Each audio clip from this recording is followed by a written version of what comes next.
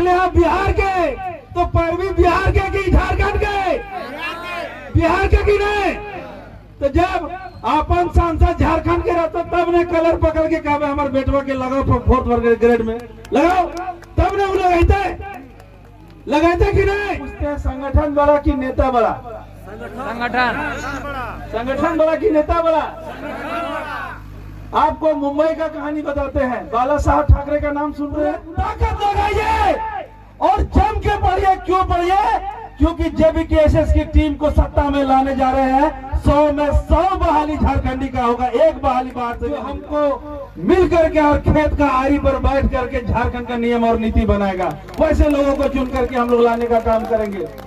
एक और बात आपको सुनिश्चित करना है जेबीकेएसएस के माध्यम से, जयराम भाई के सोच और विचार से, कि झारखंड में उस प्रवृत्ति को बदलना है कि भैया खाली खेती करे, खेत खलिहान घर, खेत खलिहान घर, खेत खलिहान घर। अब इससे नहीं चलेगा काम। मेरे झारखंड के युवाओं से आह्वान है कि आप लोग घर से निकलिए। अब घर से आपको निकलना होगा। क्यों निकलना होगा? क्योंकि जब हम लोग समाज के उत्थान के बारे में सोचते हैं तो समाज में मूलतः 3 वर्ग के लोग आते हैं।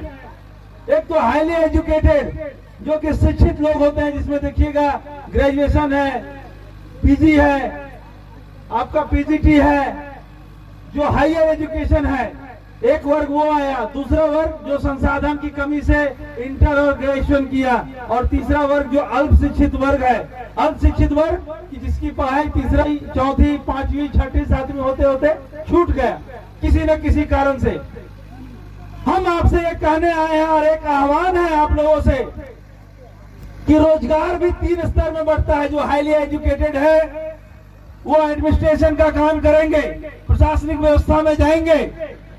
जो अल्प शिक्षित लोग हैं 3rd ग्रेड 4th ग्रेड का काम करेंगे। और जो एकदम लो शिक्षित है, मैट्रिक है, इंटर है, उन लोगों से आह्वान है, जो उन युवाओं से पहला यहाँ चिल्ली, यहाँ दारू छोड़िए, जा करके खाना खाइए 10 बजे, कपड़ा पैंट झाड़िए और बैठिए कलेक्टेरिएट में, और ऑफिसर से सीना तान के ठोक के बात करिए कि क्या काम है बताइए, हम लोग करेंगे। झारखंड का लोग, झारखंड जब पैदा हुआ है हम लोग के कारण, झारखंड जब अस्तित्व में आया है हमारे दादा परदादा के कुर्बानी से, तो यहाँ का सारा काम हम लोग करेंगे। दूसरा बात, जो लोग शिक्षित हैं, जो लोग ग्रेजुएशन है, जिनको लगता है हम कुछ कर सकते हैं, वो लोग पढ़िए, पूरा ताकत लगाइए और जम के पढ़िए। क्यों पढ़िए? क्योंकि जेबीकेएसएस की टीम को सत्ता में लाने जा रहे हैं। 100 में 100 बहाली झारखंडी का होगा, एक बहाली बाहर से नहीं लेने जाएंगे, एक भी बहाली। आप पढ़िए और जो हायर एजुकेशन में है वो लोग अपना पूरा ताकत लगाइए। वो जेपीएससी क्लियर करिए, पीजीटी का एग्जाम क्लियर करिए, यूपीएससी के लिए पढ़ाई करिए। आपको और हमको मिलकर शर्म आनी चाहिए, लेकिन शर्म नहीं भी आनी चाहिए। एक तो शर्म आनी चाहिए कि जो हम लोगों का एजुकेशन सिस्टम है, जिस पर हम लोग काम कर रहे हैं, यूपीएससी में झारखंड का ऑर्डर बहुत कम है, जिसमें IAS, IPS, IFS, Indian police service, Indian administrative service, Indian forest service, Indian foreign service, इसमें हम लोगों के लोग कम हैं।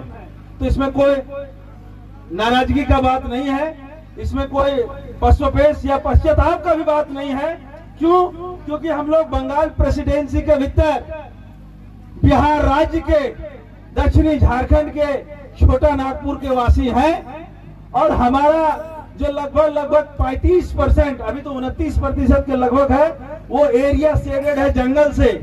अब शिक्षा को अगर इतिहास में देखते हैं तो देखिए पूरे बिहार को नालंदा विश्वविद्यालय करीब 4वीं से 5वीं शताब्दी में मिला।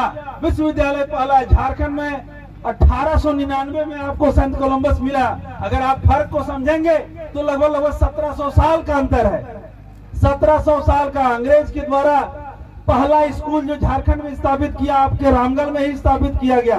दूसरा आपका रांची में है। ये 19वीं शताब्दी की बात है। तो जब 1700 साल का गैप रहेगा, तो अगर आप ऐसा प्रश्न करेंगे कि नहीं बिहार में ही ज्यादा यूपीएससी के एस्पिरेंट क्यों हैं, तो देखिए संयोग से वहां धार्मिक आंदोलन चला, जब बुद्ध और महावीर धार्मिक आंदोलन चलाए, शिक्षा का युद्ध चलाए, तो वही एरिया में सिमट के रह गया। चाहे वो नालंदा विश्वविद्यालय हो, विक्रमशिला विश्वविद्यालय हो, तो ये सारा विश्वविद्यालय खुला, वो पटना के इर्द गिर्द अगल बगल खुला। हम लोग का जो लोग है वो जंगल से शेडेड रहा, चारों तरफ सराउंडिंग में रहा। हम लोग को एजुकेशन 1700 साल बाद लेट आया। उदाहरण उसका ये है कि जैसे मैंने पीजी किया है इंग्लिश ऑनर से, मेरे पिताजी ग्रेजुएट हैं, मेरे दादाजी नॉन मैट्रिक हैं और उनके पिताजी नहीं पढ़े लिखे हैं। दैट मीन्स कि जो मेरे परदादा जिनका खतियान 1908 में मेरा दादाजी का खतियान जिनके नाम पर है, वो पढ़े लिखे नहीं थे। इसका मतलब है कि तमाम झारखंडी जिसका तीसरा जनरेशन बैक में आप चले जाएंगे 100 साल के अंतराल में, तो बहुत आधा कदा लोग होंगे जिनके परदादा मैट्रिक पास होंगे। किनके परदादा मैट्रिक पास है, हाथ उठाइए जरा, किसी किन्हीं के भी नहीं होंगे। तो ये सवाल करना और अपने आप में लज्जा महसूस करना कि हमारे लोग नौकरी पेशा में नहीं है, एक दूसरे पर कोई सवाल नहीं करना है। कारण ये है कि जब एजुकेशन सिस्टम ही लेट मिला है तो पढ़े लिखे लोग ही लेट रहेंगे, हाँ कि नहीं? लेकिन अब हमारे लोग जाग गए हैं, अब आपको राज्य मिल गया है, अब आपको स्कूल भी मिल गया है, आपका 40% खनिज आप ही के स्टेट में है। अब एक चीज का कमी है जिसके कारण से हम लोग पीछे हैं। क्या जागरूकता, नेतागिरी नहीं, जागरूकता। क्या जागरूकता? देखिए एक चीज आपसे हम पूछते हैं, संगठन बड़ा कि नेता बड़ा? संगठन बड़ा कि नेता बड़ा? आपको मुंबई का कहानी बताते हैं। बाला साहब ठाकरे का नाम सुन रहे हैं? उनका बेटा उद्धव ठाकरे, उनका अपना संगठन है। आप देखेंगे कि वहां पर विधायक बीजेपी का अधिक है, लेकिन सुनता लोग सबसे अधिक बाला साहब ठाकरे का पार्टी का है। क्यों? हम आपसे पूछते हैं कि जयराम भाई के नेतृत्व में अभी एक भी विधायक नहीं है क्या अभी तक? नहीं। लेकिन संगठन में है। जागरूकता किसको बोलते हैं? जागरूकता आप लोग अपने लिए ताली बजाइए, क्योंकि पूरे झारखंड में सबसे एक्टिव टीम रामगढ़ का है, सबसे एक्टिव टीम। और जागरूकता इसलिए आपको हम मानते हैं क्योंकि आपने जितने भी गरीब, संसाधनहीन, जितने ही उपेक्षित वर्ग के लोग हैं, आप सभी मेरे माताओं और बहनों ने JBKSS के टीम के तहत लोगों को मुआवजा दिलाने का काम किया। ये हम लोगों के लिए गर्व की बात है। तो हम ये इसलिए बोल रहे हैं कि संगठन बड़ा या नेता, संगठन बड़ा है। इस बात का इंतजार मत करिए कि आपका विधायक आएगा तो आपको हक दिलाएगा।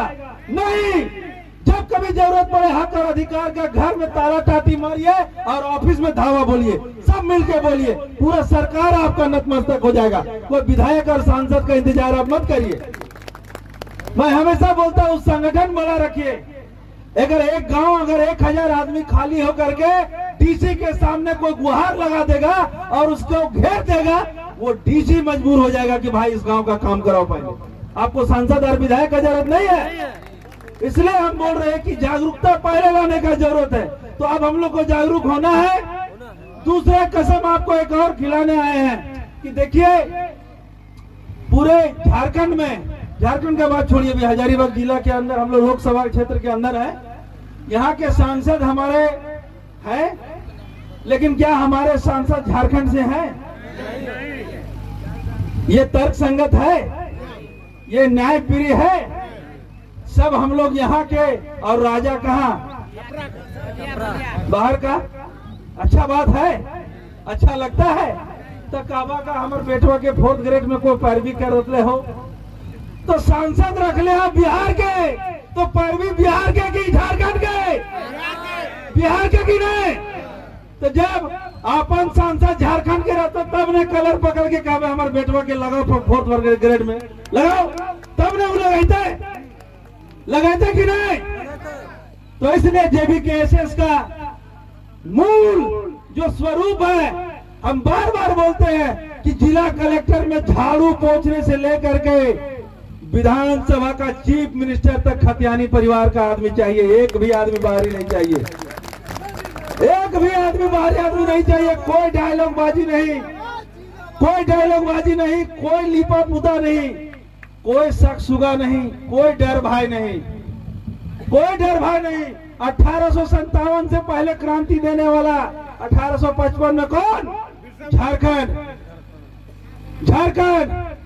जलियांवाला बाग से पहले जितना लोग वहां मारे उससे ज्यादा यहाँ डिम्बारी बुरू में मरने वाले कौन? झारखंड।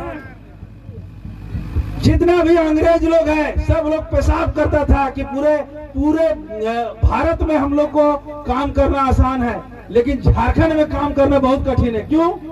क्योंकि यहाँ दिन में जाइए आदमी नहीं दिखता है और रात में जाइए तो तीर धनुष घोंप देता है। इन लोग को इतना डर था कि मतलब झारखंड इन लोग आया तो डर से, आप लोग बोलते हैं छोटा Nagpur tenancy act, CNT act. देखिए सीएनटी एक्ट कोई धारा नहीं है, वो एक भावना है। क्यों? क्योंकि वो हमारे झारखंडी योद्धाओं के बलिदान पर बना है, खून पर बना है, आसानी से नहीं बना है। संथाल परगना टेनेंसी एक्ट चाहे पेशा का कानून हो, सारा कानून जो बना है हमारे पूर्वजों के गोली खाने के बाद पेड़ पौधा में उन लोग को लटका दिया जाता था, फांसी पर लटका दिया जाता था। क्यों? ताकि झारखंड का लोग डरे कि देखो पेड़ में बांध के फांसी लटका दिया गया। लेकिन हम लोग धरती आबा बिरसा मुंडा के वंशज हैं, हम लोग डरने वाले लोग नहीं हैं। सीना पर आज भी गोली खाना होगा तो खाएंगे, लेकिन सारे बाहर के नेताओं को बेदखल करेंगे। हम आपको कहने आए हैं कि जितना भी आपके गांव घर के अगल बगल में लोकल कोयला का सेल चल रहा है, अगर आपको अधिकार नहीं मिलता है उसको एक हफ्ता के लिए बंद करिए। जब तक आपको अधिकार नहीं मिलेगा यहाँ से कोयला का परिचालन नहीं होगा। हम कहने आए हैं आपसे कि जितना भी आपका नदी से बालू घाट निकल रहा है, यदि रॉयल्टी ग्राम सभा को नहीं मिल रहा है तो उस बालू घाट को बंद करिए। जब तक हिस्सेदारी ग्राम सभा और झारखंडी को नहीं मिलेगा तब तक यहाँ से बालू और कोयला का उठाव एक दाना नहीं होने देंगे, परिणाम चाहे जो भी हो। सभी को समझ में आ रहा बात? क्योंकि देखिए ऐसा तो नहीं होगा ना, ऐसा तो नहीं होगा कि खाली हम लोग धान और खेती में पागल रहेंगे और दिन भर खेत में मरेंगे। बाप आया तो बेटा जाएगा भुंजा कलवा लेके, और बाप बेटा दोनों आया तो बहू चल गई, और बहू आ गई तो शाम को सास चल गई। केवल झारखंड इसलिए तो अलग नहीं हुआ था। क्या स्थिति है आज पूरे 24 जिले में कि 24 जिला का पूरे जिला का शहर जो है वो बाहरियों से भर गया है।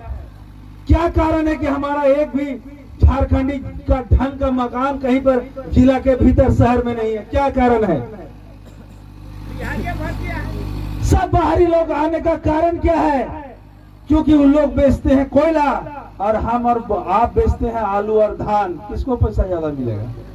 कोयला हमारा, बालू हमारा, हमारे घर के अगल बगल से सब कुछ हम लोग का, संसाधन हम लोगों का, और माल कहाँ जा रहा है? बाहर। दूसरी बात, पूरे झारखंड से जितना मेगावाट बिजली उत्पादन होता है, जितना कोयला है, चाहे कोयला परियोजना का बिजली हो चाहे पन बिजली हो, मैं आप सभी शिक्षित युवाओं से ये दावे के साथ कह सकता हूं कि 2 परियोजना मैथन तिलैया अगर ढंग से अगर सर्विस दे दे 24 आवर यही कोयला का, तो झारखंड का आदमी 1 सेकंड के लिए भी ढिबरी नहीं जलाएगा, इतना कोयला है। मेरा कोयला से गुजरात उजियाला, मेरा कोयला से दिल्ली उजियाला, मेरा कोयला से बांग्लादेश उजियाला, और हम लोग झारखंड ढिबरी में जी रहे हैं। तो खैर इसके पीछे कोई कारण, कोई कसूरवार नहीं, कसूरवार हम लोग खुद हैं। क्यों कसूरवार है? क्योंकि हम लोग को जागरूकता में कमी है। कल को बीजेपी वाले और कांग्रेस वाले आएंगे, कोई बोलेगा कि मोदी जी आए तो भारत महान हो गया। होना भी चाहिए, राष्ट्रवाद एक बहुत बड़ा मुद्दा है, लेकिन उसके ओत-प्रोत क्षेत्रवाद भी कम बड़ा मुद्दा नहीं है। क्योंकि क्षेत्र की अगर बदहाली रहेगी तो यहाँ के लोकल लोग मरते रहेंगे, और हम नहीं चाहते हैं कि अब यहाँ का लोग मरते रहे। अब आप लोग जागरूक हो जाइए, वक्ता बहुत है, बहुत कम शब्द में खत्म कर रहे हैं। जितने भी मेरे भाई, जितने भी मेरे चाचा तुल्य, दादा तुल्य, पिता तुल्य लोग हैं यहाँ पर, उनसे एक आह्वान करने आए हैं। हो सकता है आपका और हमारा खून का रिश्ता नहीं हो सकता है वर्ण भेद और जाति में भी आपके नहीं आते हो, लेकिन एक खून का अलख जलाए रखना कि झारखंडी माटी का आपका बेटा और भाई आपसे आह्वान करने आया है। ये निवेदन को मंजूर करना कि जब कभी भी आप वोट देने का पारी आए तो बीजेपी कांग्रेस फलाना और ढिमका से ओत प्रोत ऊपर होकर के उस पर बटन दबाना, जो आपका खाटी खतियानी आदमी आपके लिए लड़ाई कर रहा है उसके लिए बटन दबाना। 365 दिन का 365 दिन अपना खाना खाते हो, एक दिन फिर अपना खा करके पूरे जयराम भाई के टीम को वोट दीजिएगा। हम लोग सब चीज छोड़ छाड़ करके एक प्रण लेकर के निकले हैं कि यहाँ का कोयला, यहाँ का बालू, यहाँ का अब्रक, यहाँ का यूरेनियम, जितना भी मटेरियल है वो तभी यहाँ से निकलेगा जब 50% उसका मुनाफा उस जहां से खुदाई होगा उसके चारों अगल बगल के गांव के ग्राम सभा को उसका 50% मुआवजा सरकार तय करे कि ग्राम सभा को मिलेगा और 50% आप राज्य सरकार शिफ्ट कर लीजिए, हमको कोई आपत्ति नहीं है। लेकिन ऐसा नहीं होगा कि कोयला निकल रहा है और हमारा आदमी खाली गर्दा खाते रहे, ऐसा अब नहीं होगा। बात सभी को समझ में आ रहा है? लड़ाई इसका है। अब ऐसा कभी नहीं होगा कि खाली कोयला ट्रक पर ट्रक निकल रहा है और हम लोग मुखदर्शक। दूसरा बात, हम ये भी कहने आए हैं कि जब कोई समाज, जब हम लोग ऐसा बोलते हैं कि हमारा समाज डेवलप हो गया है, तो उस समाज के भीतर शहर वाले भी आते हैं और उस समाज के भीतर गांव वाले भी आते हैं। तो हमारा ये कहना है कि जब सरकार की कोई परियोजना आती है, भारतमाला जैसी परियोजना, तो इसमें गांव का गांव उजड़ता है। ऐसा क्यों नहीं होता है कि कभी कभी एक आध वो शहर भी उजड़ जाए? ऐसा क्यों सरकार के नियम में ऐसा क्यों है कि गांव का किसान का खेत उजड़ जाएगा लेकिन हजारीबाग शहर नहीं पार हो सकता है, रामगढ़ शहर पार नहीं हो सकता है? तो गांव वाला लोग को बैल और मजदूरा समझे हो और शहर वाला लोग क्या भगवान है? मेरा प्रश्न है प्रशासन के उन लोगों से कि आप गांव का किसान का खेत जैसे रौंदते हो तो हम लोग भी तो हजारीबाग